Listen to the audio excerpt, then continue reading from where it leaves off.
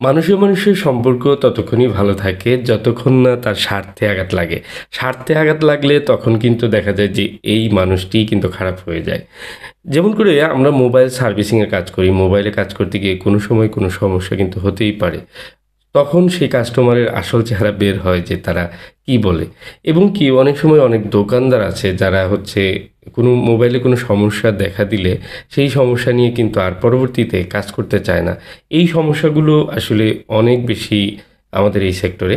তো আজকের যে ফোনটি, এই ফোনটির একটা বিরল ঘটনা রয়েছে, সেটি শেয়ার করব। আশা করি সঙ্গে থাকবেন। দেখুন, এখানে যে চার্জিংয়ের ওয়ার্ড নিচ্ছে 1.1 বা 1.2 ওয়ার্ড নিচ্ছে। এটা হচ্ছে একদম ডেড ফোনেও কিন্তু এ ধরনের লোড নেয় অনেক সময়। 0.2 আই চার্জারে 0.2 আসে। 0.1 তখনই আসবে যখন একটি নির্দিষ্ট পরিমাণে ভোল্টেজ যখন আপ হয়ে যাবে ব্যাটারিতে, তখন কিন্তু এই 0.1 আবার চলে আসবে। এক কথায় বিষয়টা হচ্ছে, যখন একটি ডেড ফোন আমরা আই চার্জারে চেক করি তখন কিন্তু 0.1 লোডিং নিয়ে দাঁড়িয়ে থাকে। মানে এই ফোনটা ডেড অবস্থায় আছে, সেই ফোন ব্যাটারি চার্জ কম থাকুক আর বেশি থাকুক।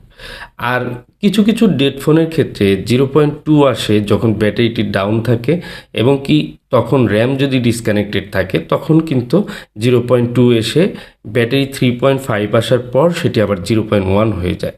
তো এখন আমি দেখাবো ডিসি রিডিং। ডিসি রিডিং দেখুন, 160, 62, 63 এরকম এসে এটা কিন্তু স্টাক হয়ে আছে, মানে দাঁড়িয়ে আছে, নামছে না। আমি পাওয়ার সুইচ ছেড়ে দিলেও কিন্তু নামছে না। এটি হচ্ছে র্যাম ডিসকানেক্টেড হয়ে থাকলে এরকম হয়। তো এই ফোনটিতে যখন একদম ব্যাটারি লো থাকে সেই অবস্থায় যখন চার্জ দেওয়া হয়, ফোনটি আসলে বুট করার চেষ্টা করে। ফোন তখন মনে করে এই ফোনটি ব্যাটারি চার্জ হলে ফোনটি অন হবে, বাট সেই ফোনটি কিন্তু অন হবে না। বিকজ ব্যাটারি যখন চার্জ হয়ে যাবে তখন যখন র্যামটা খুঁজে পাবে না, র্যামের কানেক্টিভিটি ফল্ট করবে, তখন কিন্তু সেটি আবার 0.1 আসবে এবং ইডিএল পোর্টে চলে যাবে। এই ফোনটি কোয়ালকম পোর্টে চলে যাবে। তো এই হচ্ছে বিষয় এই ফোনটির বিষয়ে। তো আমি এখন এই ফোনটির সিপিইউ, র্যাম, সিপিইউ উভয়টা রিভলভ করব।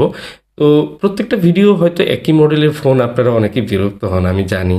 তারপরেও ভিডিওগুলো মাঝে মাঝে একটু ব্যতিক্রম কিছু ইনফরমেশন থাকে। আরেকটি বিষয়, ভিডিওর যে কাজের টেবিল সেটি কিন্তু একটু চেঞ্জ হয়েছে। আপনাদের কাছে কেমন লেগেছে বিষয়টা কিন্তু কমেন্টে জানাবেন।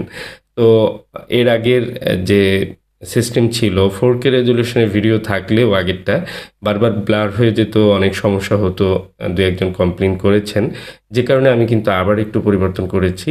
তো আপনাদের বিষয়ে খেয়াল রেখেই কিন্তু আমি এগুলোর পরিবর্তন করে থাকি অনেক সময়। তো আপনাদের মতামত জানাবেন এখন ঠিক আছে কিনা, বা ভিডিও এখন দেখতে কেমন লাগছে। তো দেখুন, এখানে আমি র্যাম রিমুভ করে নেব। র্যাম রিমুভ করার সময় আমি জাস্ট উপর থেকে এটা উঠিয়ে নেব। দেখুন, খুব সুন্দরভাবে র্যামটা রিমুভ করলাম এবং কোনো ধরনের ব্ল্যাক পেস্ট আঠাও আমি দেখতে পাচ্ছি না। তো এখানে এত সুন্দরভাবে র্যাম রিমুভ হয়েছে। আমি আশা করব সুন্দরভাবে ফোনটা রিভলভ করলেই আবার অন হয়ে যাবে। এটা হচ্ছে একটি ডেড ফোন, আর এই ফোনটা আসলে যিনি পাঠিয়েছেন উনি খুবই চিন্তা ভাবনা করে তারপর কিন্তু ফোনটা পাঠিয়েছেন। আর উনার বাসা ভৈরবে, কিন্তু উনি ঢাকাতেই কোনো একটা জব করেন, যে কারণে কিন্তু ঢাকা থেকে উনি খুব সহজেই পাতাল মার্কেটটা ওনার কাছে, সেখানে যায় এবং দুজন টেকনিশিয়ানের সাথে কথা বলে। তারা অবশ্য সিপিইউ রিভলভের কথা বলেছে, আর একজন বলেছে মাদারবোর্ডটার সমস্যা। তো যাই হোক, উনি আসলে তাদেরকে খুলতে দেননি। উনি বলেছেন যে ফোনটা আহ, আমি জাস্ট দেখার জন্য, চেক করার জন্য আমি দিয়েছিলাম, ফোনটা খুলিনি।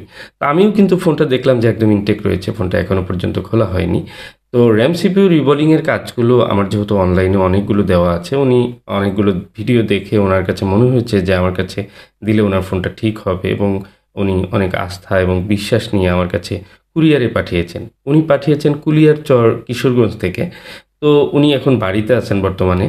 তো এই ফোনটা মূলত রিপেয়ারের জন্য পাঠানোর আগে উনি খুব কনফিউশনে ছিলেন। যেহেতু ঢাকায় থাকা অবস্থায় ঢাকায় দু একজন টেকনিশিয়ান দেখানোর পরে উনি সিদ্ধান্ত নিয়েছেন আমার কাছে পাঠাবেন টাঙ্গাইলে। তো এটা আসলে আহ, বিশ্বাসযোগ্য অনেকেই মনে করবেন না। তারপরে উনি কিন্তু একটু কনফিউশনে ছিলেন, যে কারণে আমাকে ভিডিও কল বা ভিডিওর মাধ্যমে উনি আমার দোকানটি দেখতে চান, বলেন যে আপনি দোকানে একটা ভিডিও করে দেন। আমি জাস্ট যেটা ঘটেছে সেটাই আপনাদের সাথে শেয়ার করছি। এর পিছনে অনেক কারণ রয়েছে। কারণ ওনার এই ফোনটা একমাত্র অবলম্বন, মানে ওনার কাছে আর কোনো ফোন নেই। ওনার অর্থনৈতিক অবস্থা খুব একটা ভালো না। খুব চিন্তা ভাবনা করে যে ওনার এই একমাত্র ফোনটা যদি খারাপ হয়ে যায় বা কোথাও ফোন ঠিক করতে দিয়ে সেই ফোনটি খোয়া যায় তাহলে তার হয়তো দুঃখের সীমা থাকবে না। সেই জায়গা থেকে আমি বুঝতে পেরেছি যে উনি একটু আস্থা পাওয়ার জন্যই এটা বলেছেন। তো আমি তখন আমার ভিডিও, আমার দোকানের ভিডিও করে ওনাকে পাঠাই। উনি আশ্বস্ত হয়ে পরবর্তীতে কুরিয়ার সার্ভিসে আমাকে ফোনটা পাঠিয়ে দেয় এবং ফোনটা আমি হাতে পেয়েছি কিনা এটার জন্য অনেক সময়ই উনি উদ্বিগ্ন ছিলেন, বারবার আমাকে মেসেজ করেছেন। আমি বলেছি, "চিন্তা করবেন না। যেহেতু অনলাইনে দেখাচ্ছে যে আপনার ফোনটা বুকিং হয়েছে, অবশ্যই আমি হাতে পেয়ে যাব।" তো দেখুন, বিশ্বাস করে অনলাইনে বা কুরিয়ার সার্ভিসের মাধ্যমে ফোন পাঠিয়ে শুধুমাত্র অনলাইনে একটা ভিডিও দেখে একটা মানুষের কাছে ফোন পাঠানো, এটি বর্তমান সময়ের জন্য যেমনটা সহজ তেমনটা কিন্তু কঠিন। অনেকেই কিন্তু এই জায়গাটাতে আস্থা পান না। তো বিশ্বস্ত মানুষ পাওয়া যেরকম কঠিন, এরকম একটি ধোঁকা খাওয়ার সম্ভাবনাও কিন্তু অনেক বেশি থাকে। যে কারণে অনেকেই কিন্তু এই জায়গা থেকে অনেকেই বিশ্বাস পান না। তো যাই হোক, উনি যেহেতু অনেক জায়গায় দেখিয়ে অনেক কষ্টে সিদ্ধান্ত নিয়েছেন যে আমার কাছেই পাঠাবেন। তো আমার কাছে যেহেতু চলে এসেছে, আমিও চেষ্টা করছি খুব নিখুঁতভাবে, সুন্দরভাবে ওনার কাজটি করে দিতে।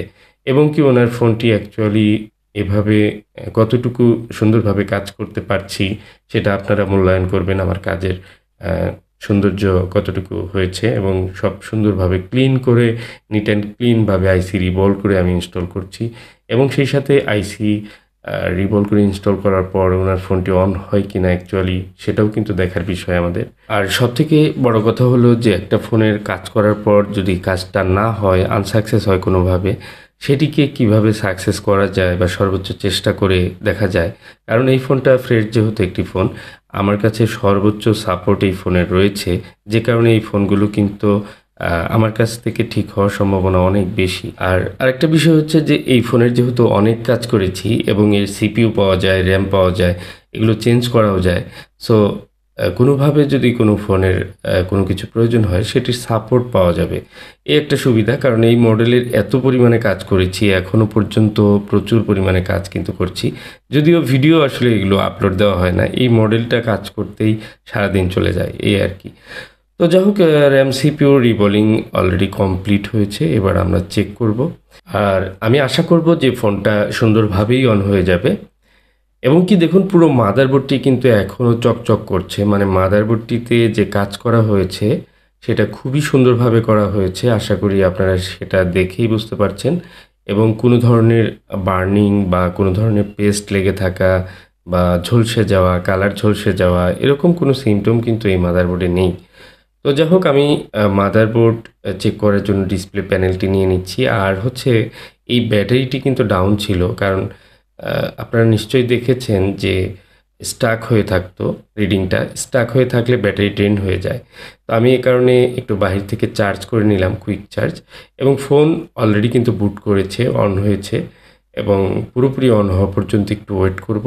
আমি একটু থার্মাল পেস্ট দিয়ে নিচ্ছি। আর আমার কাজের ম্যাক্সিমাম কাজের ভিডিওগুলো যেগুলো কুরিয়ার সার্ভিসে আসে, এগুলো কিন্তু ম্যাক্সিমাম ভিডিও থাকে, রেকর্ডেড থাকে এবং কি সবগুলো আপলোড না হলেও রেকর্ড ডকুমেন্টারি হিসাবে থেকে যায়। তো এই ফোনটা যখন অ্যাকচুয়ালি আমি হাতে পাওয়ার আগেই উনি আমাকে বারবার বলেছেন যে আমার কাজের একটা ভিডিও করবেন। তো অ্যাকচুয়ালি পোকো X3 Pro 10টি কাজ আসলে হয়তো একটি ভিডিও আপলোড করা সম্ভব হয়। কারণ সবগুলো যেহেতু এই একই মডেলের, সে কারণে এই মডেলের ভিডিওগুলো একটু কম দেওয়ার চেষ্টা করি। তো উনার যেহেতু এই ফোনটা ইনটেক রয়েছে এবং কি উনি বারবার রিকোয়েস্ট করেছেন এবং একটু ব্যতিক্রমভাবেই উনি ফোনটা পাঠিয়েছেন, যে কারণেই কিন্তু আমি চেয়েছিলাম যে এই ভিডিওটা ওনার জন্য আমি করব। তো আমি ভিডিও করি এবং কি কাজ কমপ্লিট হয়ে যায়। ফোনটি যথারীতি কিন্তু দেখতে পাচ্ছেন যে সম্পূর্ণ হয়েছে এবং ওনার ফোনের যে সবকিছু ঠিকঠাক রয়েছে, লক নেওয়া হয় এবং হোয়াটসঅ্যাপে ওনাকে ছবি শেয়ার করে কন্ট্যাক্ট করে তারপর কিন্তু ফোনটি পাঠিয়ে দিই। আর কুরিয়ার সার্ভিসে ফোনগুলো পাঠানোর পর ক্যাশ অন ডেলিভারি ফোনগুলো আমি অনেক সময় বলি যে আপনারা চেক করে দেখে তারপর রিসিভ করবেন। মানে হচ্ছে বক্স খুলে দেখে রিসিভ করতে গেলে যদি ওনারা পারমিশন চায়, আমি পারমিশন দিয়ে দিই।